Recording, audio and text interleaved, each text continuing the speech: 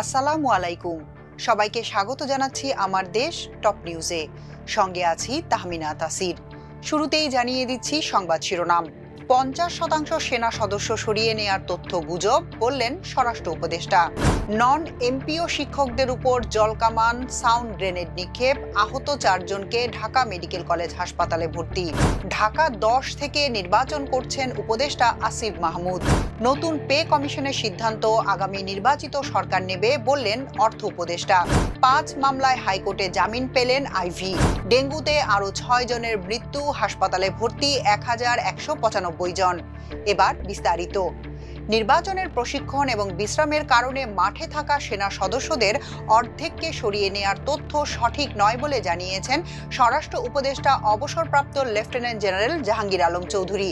রোববার বিকেলে সচিবালয়ে আইনশৃঙ্খলা বাহিনীর সঙ্গে নিয়মিত কোর কমিটির বৈঠক শেষে সাংবাদিকদের সঙ্গে আলাপকালে তিনি একথা বলেন। স্বরাষ্ট্র উপদেষ্টা বলেন, মোতায়েনকৃত সেনাবাহিনীর 50% তুলে নেওয়া হবে, এটি সত্য নয়, গুজব। এর আগে গত মঙ্গলবার সচিবালয়ে স্বরাষ্ট্র মন্ত্রণালয়ের সভাকক্ষে আইনশৃঙ্খলা সংক্রান্ত কোর কমিটির সভায় সেনাবাহিনীর 50% সদস্যকে মাঠ থেকে সরিয়ে নেওয়ার সিদ্ধান্ত নেওয়া হয়েছে জানিয়ে দেশের বিভিন্ন গণমাধ্যমে সংবাদ প্রচার ও প্রকাশ হয়। বৈঠকে উপস্থিত সরকারের 2 জন শীর্ষ কর্মকর্তার বরাতে এমন তথ্য প্রচার পায়। তবে আজ স্বরাষ্ট্র উপদেষ্টা এমন খবরকে গুজব বলে উড়িয়ে দেন।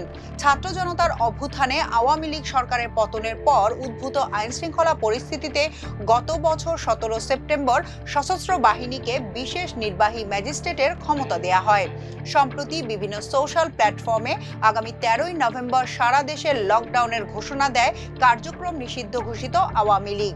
দেশের বাইরে থেকে এই দিনটিকে লক্ষ্য করে ব্যাপক ষড়যন্ত্র করা হচ্ছে বলেও নানা গোয়েন্দা সূত্রে খবর পাওয়া গেছে। বিষয়টি নিয়ে সাধারণ মানুষের মধ্যেও এক ধরনের অস্বস্তি রয়েছে। এরই মধ্যে সেনা প্রত্যাহার হচ্ছে না বলে জানালেন স্বরাষ্ট্র উপদেষ্টা। নন এমপিও শিক্ষকদের পূর্ব ঘোষিত শিক্ষা মন্ত্রণালয় ঘেরাও কর্মসূচিতে পুলিশের জলকামান, সাউন্ড গ্রেনেড নিক্ষেপ ও লাঠিচার্জের ঘটনায় আহত হয়েছেন 4 শিক্ষক। তাদের উদ্ধার করে ঢাকা মেডিকেল কলেজ হাসপাতালের জরুরি বিভাগে নিয়ে যাওয়া হয়। রোববার বিকেলে জাতীয় প্রেস ক্লাবের সামনে এই ঘটনা ঘটে। আহতরা হলেন আসাদুজ্জামান, ইকবাল হাসান, মোস্তাকিম ও বাবু। আহত আসাদুজ্জামান জানান, পূর্ব ঘোষিত শিক্ষা মন্ত্রণালয় ঘেরাও কর্মসূচিতে পুলিশ তাদের উপর জলকামান, সাউন্ড গ্রেনেড নিক্ষেপ করে ও লাঠিচার্জ করে। পরে আহত অবস্থায় তাদেরকে উদ্ধার করে ঢাকা মেডিকেলের জরুরি বিভাগে নিয়ে যাওয়া হয়। ঢাকা মেডিকেল কলেজ হাসপাতালের পুলিশ ক্যাম্পের ইনচার্জ পরিদর্শক মোহাম্মদ ফারুক জানান, জাতীয় প্রেস ক্লাব এলাকা থেকে আহত অবস্থায় 4 শিক্ষককে ঢাকা মেডিকেলের জরুরি বিভাগে নিয়ে আসা হয়েছে। সেখানে তাদের চিকিৎসা চলছে। প্রসঙ্গত, দীর্ঘ 18 দিন ধরে শিক্ষা প্রতিষ্ঠান এমপিও ভুক্তির দাবিতে অবস্থান কর্মসূচি পালন করছেন শিক্ষকরা। আগামী জাতীয় সংসদ নির্বাচনে ঢাকা থেকে প্রার্থী হবেন বলে নিশ্চিত করেছেন উপদেষ্টা আসিফ মাহমুদ সজীব ভুঁইয়া। তবে তিনি জানিয়েছেন, এখনো কোনো রাজনৈতিক দলে যোগ দেওয়ার বিষয়ে সিদ্ধান্ত হয়নি। রোববার দুপুরে ধানমন্ডি নির্বাচন অফিসে ঢাকা 10 আসনে ভোটার হওয়ার আবেদন প্রক্রিয়া সম্পন্ন করার পর সাংবাদিকদের সঙ্গে আলাপকালে তিনি এসব কথা বলেন। এ কারণেই ধরে নেওয়া যায় ঢাকা 10 থেকেই দাঁড়াচ্ছেন তিনি। কোনো দলে যোগ দেওয়ার পরিকল্পনা আছে কিনা জানতে চাইলে তিনি বলেন, কোনো দলে যোগ দেবেন কিনা তা নিয়ে এখনো কারো সঙ্গে আলোচনা হয়নি তার। ধানমন্ডি এলাকার ভোটার হওয়ার বিষয়ে আসিফ মাহমুদ বলেন, 2 বার যেহেতু ভোট দিতে পারেননি, আগামীতে ধানমন্ডিতেই থাকার ইচ্ছা। সে কারণেই ঢাকা 10-এর ভোটার হয়েছেন তিনি। ঢাকা 10 আসনটি ধানমন্ডি, নিউ মার্কেট, কলাবাগান ও হাজারীবাগ থানা নিয়ে গঠিত। বিএনপি এখনো এই আসনে প্রার্থী ঘোষণা করেনি। তবে জামায়াত ইসলামী সুপ্রিম কোর্টের আইনজীবী জসিম উদ্দিন সরকারকে প্রার্থী হিসেবে ঘোষণা করেছে।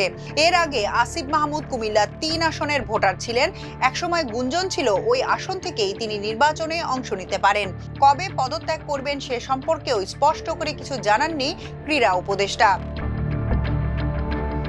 নতুন পে কমিশনের সিদ্ধান্ত আগামী নির্বাচিত সরকার নেবে বলে জানিয়েছেন বাংলাদেশের অন্তর্বর্তী সরকারের অর্থ উপদেষ্টা সালেউদ্দিন আহমেদ। আজ রোববার সচিবালয়ে সরকারি ক্রয় সংক্রান্ত উপদেষ্টা পরিষদ কমিটি, অর্থনৈতিক বিষয় সংক্রান্ত উপদেষ্টা কমিটি এবং খাদ্য পরিকল্পনা ও পরিধারণ কমিটির বৈঠক শেষে সাংবাদিকদের একথা জানান তিনি। রাষ্ট্রীয় বার্তা সংস্থা বাসস এ তথ্য জানিয়েছে। দেশের সার্বিক দিকের অগ্রগতি ভালো জানিয়ে তিনি বলেন, মূল্যস্ফীতি কমেছে, কিন্তু বাসা ভাড়া ও পরিবহন ব্যয় বেড়েছে। আমরা চেষ্টা করছি পণ্যের দাম সহনীয় মাত্রায় আনতে, তবে সার্বিকভাবে পণ্যের দাম স্বাভাবিক আছে, চালের দামও সহনীয় রয়েছে। IMF এর ঋণের কিস্তি প্রসঙ্গে অর্থ উপদেষ্টা বলেন, IMF এর সঙ্গে কথা চলছে কিস্তি নিয়ে। আমাদের কাছে যেসব তথ্য আছে তা আগামী সরকারের কাছে প্যাকেজ আকারে দেয়া হবে, তবে ঋণের ষষ্ঠ কিস্তির অর্থ অন্তর্বর্তী সরকারের সময় আসবে না। রাজনৈতিক সরকারের কার্যক্রম দেখে কিস্তি ছাড় করবে বা সিদ্ধান্ত নেবে প্রতিষ্ঠানটি। বৈষম্য বিরোধী ছাত্র জনতার আন্দোলনে পোশাক শ্রমিক মিনারুল হত্যা মামলা সহ 5টি মামলায় নারায়ণগঞ্জ সিটি কর্পোরেশনের সাবেক মেয়র সেলিনা হায়াৎ আইভীকে জামিন দিয়েছে হাইকোর্ট। আজ রোববার দুপুরে বিচারপতি ASM আব্দুল মমিন ও বিচারপতি সগির হোসাইনের হাইকোর্ট বেঞ্চ এ জামিনের আদেশ দেন। গত 9 মে সাবেক মেয়র আইভীকে শহরের পশ্চিম দেওভোগে তার নিজ বাড়ি থেকে গ্রেফতার করে একটি হত্যা মামলায় আদালতে হাজির করলে আদালত তাকে কারাগারে পাঠানোর আদেশ দেন। গত 27 মে আইভীকে মিনারুল হত্যা মামলায় 2 দিনের রিমান্ড শেষে কারাগারে পাঠানোর আদেশ দেয় আদালত। শনিবার সকাল 8টা থেকে রোববার সকাল 8টা পর্যন্ত ডেঙ্গু আক্রান্ত হয়ে আরও 6 জনের মৃত্যু হয়েছে। এ সময় হাসপাতালে ভর্তি হয়েছেন 1195 জন। রোববার স্বাস্থ্য অধিদপ্তরের হেলথ ইমার্জেন্সি অপারেশন সেন্টার ও কন্ট্রোল রুম থেকে পাঠানো সংবাদ বিজ্ঞপ্তিতে এসব তথ্য জানানো হয়। এতে বলা হয়, গত একদিনে ডেঙ্গু আক্রান্ত হয়ে 1195 জন রোগী হাসপাতালে ভর্তি হয়েছেন। এবছরের জানুয়ারি থেকে এখন পর্যন্ত সব মিলিয়ে ৭৮,৫৪৩ জন রোগী হাসপাতালে ভর্তি হয়েছেন। চলতি বছর এখন পর্যন্ত ডেঙ্গুতে মৃত্যু হয়েছে ৩১৩ জনের। ২০২৪ সালের জানুয়ারি থেকে ৩১ ডিসেম্বর পর্যন্ত ডেঙ্গুতে আক্রান্ত হয়ে হাসপাতালে ভর্তি হয়েছেন ১,০১,২১৪ জন এবং ডেঙ্গুতে মোট মৃত্যুবরণ করেছেন ৫৭৫ জন। এর আগে ২০২৩ সালের ১ জানুয়ারি থেকে ৩১ ডিসেম্বর পর্যন্ত ডেঙ্গু আক্রান্ত হয়ে মোট ১,৭০৫ জনের মৃত্যু হয় এবং ওই বছর ডেঙ্গু আক্রান্ত হয়ে হাসপাতালে ভর্তি হন মোট ৩,২১,১৭৯ জন। এখনকার মতো এ পর্যন্তই। সবাই ভালো থাকুন, সুস্থ থাকুন আমার দেশের সঙ্গে। চ্যানেলটি ভালো লাগলে সাবস্ক্রাইব করুন। আল্লাহ হাফেজ।